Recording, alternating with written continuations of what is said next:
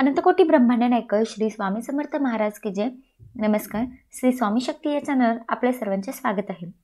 या श्रावण महिन्याचं औचित्य साधून अगदी श्रावण महिन्यात संपण्याच्या आधी नक्कीच आपण सगळ्यांनी मिळून 3 दिवसीय श्री व्यंकटेश स्तोत्राची सेवा करायची। आता ही सेवा कशी करायची त्या संदर्भातलीच आज माहिती आजच्या व्हिडिओमध्ये मी सांगणार आहे, तर व्हिडिओ सगळा बघा। सगळ्यात आधी व्यंकटेश स्तोत्राची सेवा असंख्य महिलांची चालू आहे। काही महिलांना करायची आहे तर कशी करावी, संस्कृतमध्ये पठण करावे की मराठीत पठण करावं, उद्यापन कसं करावं, ह्या सगळ्या गोष्टींचे प्रश्न पडतात। तर आजच्या व्हिडिओमध्ये मी ही सगळी माहिती सांगणार, तर व्हिडिओ शेवटपर्यंत बघा।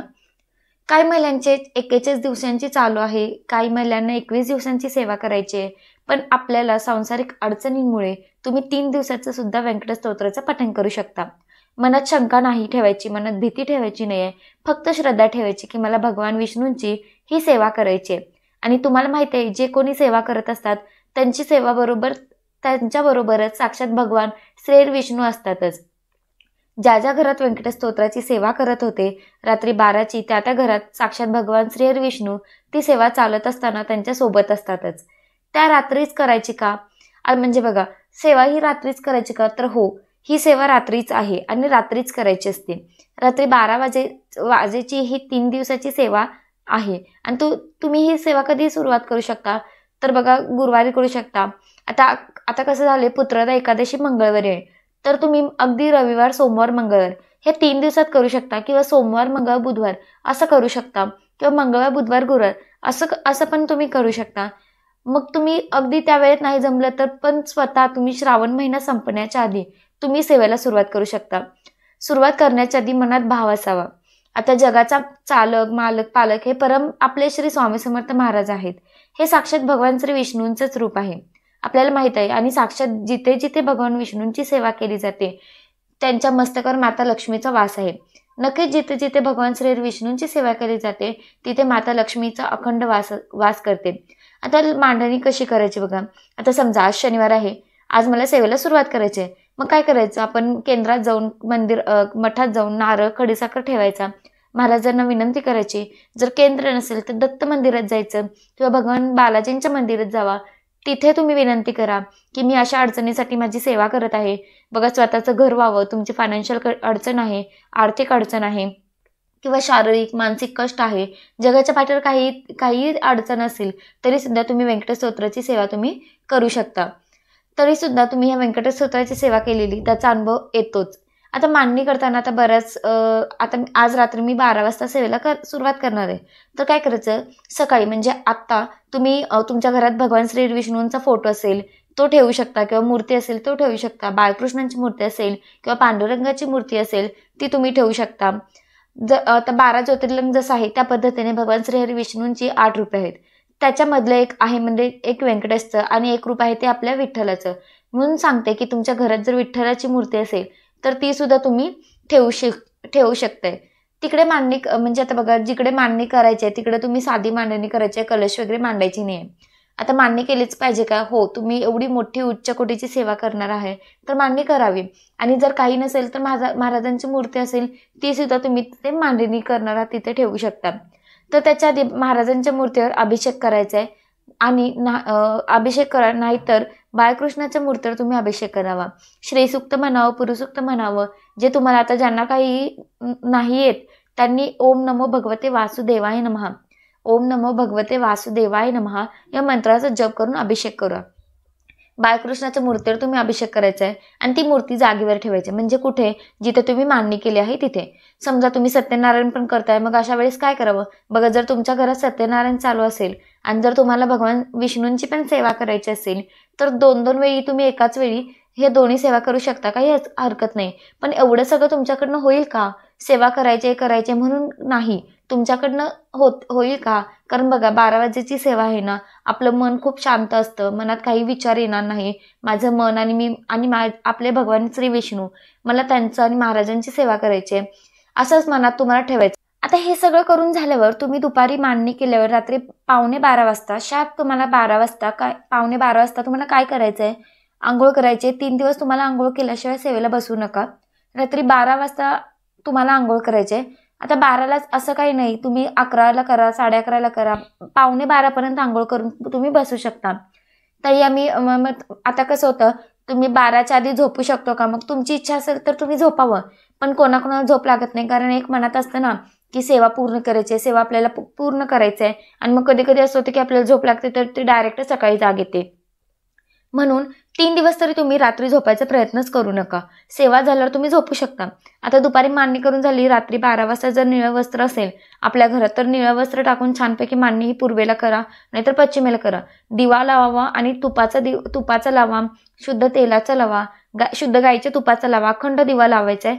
पूर्ण सेवा होईपर्यंत तो शांत होता कामा नये आणि मग सेवेला सुरुवात करायची आहे. महिलांनी स्वच्छ साड्या घाला किंवा पंजाबी ड्रेस घाला, ओढणी वगैरे घ्या, बांगड्या घाला, कुंकू लावा.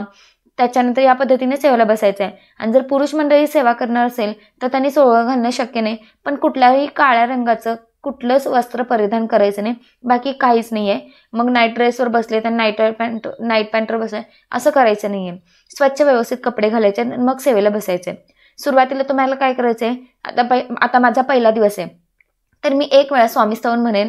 एकदा स्वामीस्तवन म्हणून झाल्यावर तुम्हाला व्यंकटेश स्तोत्र संस्कृतमध्ये म्हणायचं आहे किंवा प्राकृतमध्ये म्हणायचं आहे, तर तुम्ही तो म्हणू शकताय. आता काय होतं तुम्हाला सांगू का, तुम्हाला लिहिता वाचता येत नाही, मग काय करावं, तर ही सेवा आपल्याला पठण करायची आहे. आता ज्यांना लिहिता वाचता येत नाही त्यांच्याकडं म्हणजे ज्यांना येतंय लिहिता वाचता त्यांच्याकडनं तुम्ही सेवा करून घ्या. मराठी प्राकृत जे आहे तर ते थोडंसं मोठं आहे, 108 ओव्यांचं आहे, कारण 80 ओव्यानंतर फलश्रुती येते. तर तुम्ही मराठीत पण म्हणू शकता. आता मराठीत म्हणायला गेलं तर तुम्हाला कमीत कमी 3.5 ते 4 तास लागेल. तुमच्याकडनं होईल का, तुम्ही मराठीत वाचू शकता, नाहीतर संस्कृतमध्ये पण आहे, आपण तेच म्हणतो. तर आता संस्कृतमधलं जर तुम्हाला म्हणायचं असेल जे नित्यसेवेच्या पुस्तकात आहे तर ते सुरुवातीच्या 1 ते 8 ओव्यांपर्यंत तुम्हाला म्हणायचं आहे आणि 9व्या ओवीनंतर फलश्रुती आहे. आता 21 वेळा जर तुम्हाला पठण करायचं असेल तर सुरुवातीच्या 20 वेळा तुम्हाला 1 ते 8 ओव्यांपर्यंत म्हणायचं आहे आणि 21व्या वेळी तुम्हाला सगळं म्हणायचं आहे, कारण 9व्या ओवीनंतर फलश्रुती आहे. हे तुम्हाला कुठलं सांगते, संस्कृतमधलं. आता ज्यांना प्राकृतीत म्हणजे मराठीमध्ये पठण करायचं आहे त्यांनी 1 ते 80 ओव्यापर्यंत मराठीत प्राकृतमध्ये तुम्हाला पठण करायचं आहे. म्हणजे 20 वेळा तुम्ही जेव्हा पठण करणार आहात तर 1 ते 80 ओव्यापर्यंत म्हणायचं आहे आणि 21व्या वेळी जेव्हा तुम्ही पठण करणार आहे तेव्हा तुम्ही डायरेक्ट 108 ओव्यांपर्यंत तुम्हाला म्हणायचं आहे. या पद्धतीने सेवा करायची आहे. संकल्प पण करायचे सुरुवातीला, म्हणजे जेव्हा पण सकाळी मांडणी करणार आहे त्यावेळी तुम्ही संकल्प करायचे. ज्या काही अडचणी आहेत, मी माझ्या आर्थिक अडचणीसाठी 3 दिवसाची व्यंकटेश स्तोत्राची सेवा करत आहे, महाराज तुम्ही माझ्याकडनं सुखरूप करून घ्या, अशी तुम्हाला सांगून संकल्प करायचा आहे. नाव गोत्र काय आहे ते सगळं बोलून आणि 21 वेळा पठण करून झालं की नमस्कार करायचा. नमस्कार करून झाल्यावर तुम्हाला आरती करायची असेल तर व्यंकटेशची आरती करावी आणि मग तुम्ही जाऊन झोपायचं आहे. तर 3 दिवस घरात मांसाहार होणार नाही, तुम्ही करणार नाही, ब्रह्मचार्याचं पालन करायचं आहे. बाकी कांदा लसूण वगैरे सगळं तुम्ही खाऊ शकता, काही हरकत नाही. फक्त परान्न वर्ज्य करायचं आहे, म्हणजे परान्न खायचं नाही आहे. कुणाचं लग्न असतो, वास्तुशांती असो, लग्न तर नाही पण वास्तुशांती असतो, अजिबात परान्न खायचं नाही आहे. माझ्या घरातलं 3 दिवस मी खाणार, बाकी कुठलेच नियम नाही आहे. फक्त परान्न वर्ज्य आणि ब्रह्मचार्य पालन करायचं आहे. नॉनव्हेज खायचं नाही आहे, कारण आता बऱ्यापैकी श्रावण चालू आहे, त्याच्यामुळे घरात नॉनव्हेज बनत नाही आहे.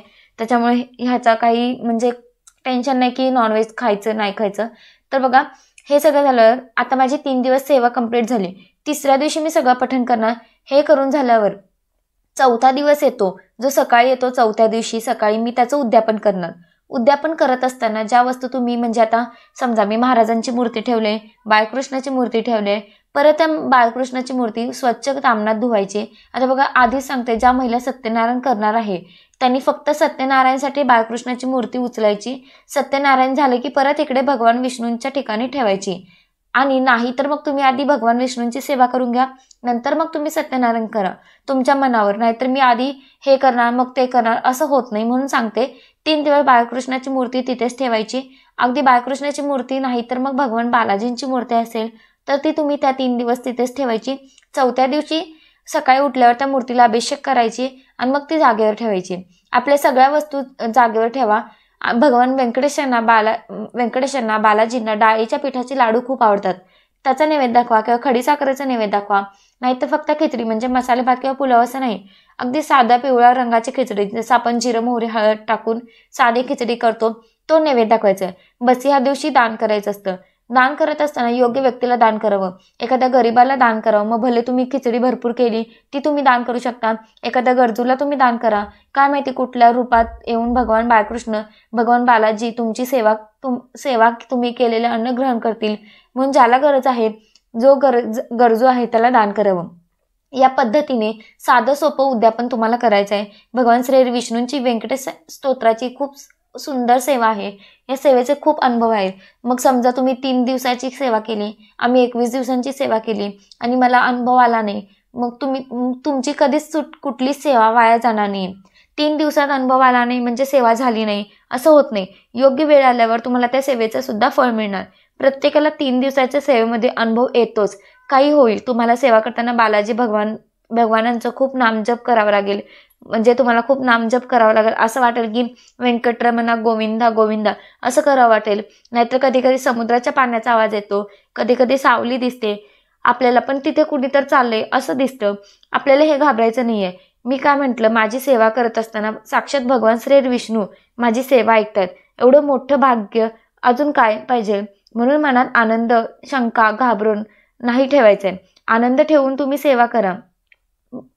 भगवान बालाजींची ही सेवा उच्च कोटीची सेवा आहे. मला खरंच वाटतं तुमचा जर बिझनेस चालत नाहीये, तुमच्या घरात काही अडचणी असेल, त्याच्यासाठी तुम्ही सेवा करा. भगवान श्री विष्णू हे जगाचा कारभार सांभाळतात, तर ते नक्कीच मला का सांभाळणार नाहीत. तर नक्कीच प्रत्येकाने ही सेवा करायची आहे आणि आपण सगळे जर मिळून ही सेवा करूयात. मग ती तुम्ही अगदी श्रावण महिन्यात कधी महिनाभरात तुम्ही करू शकता.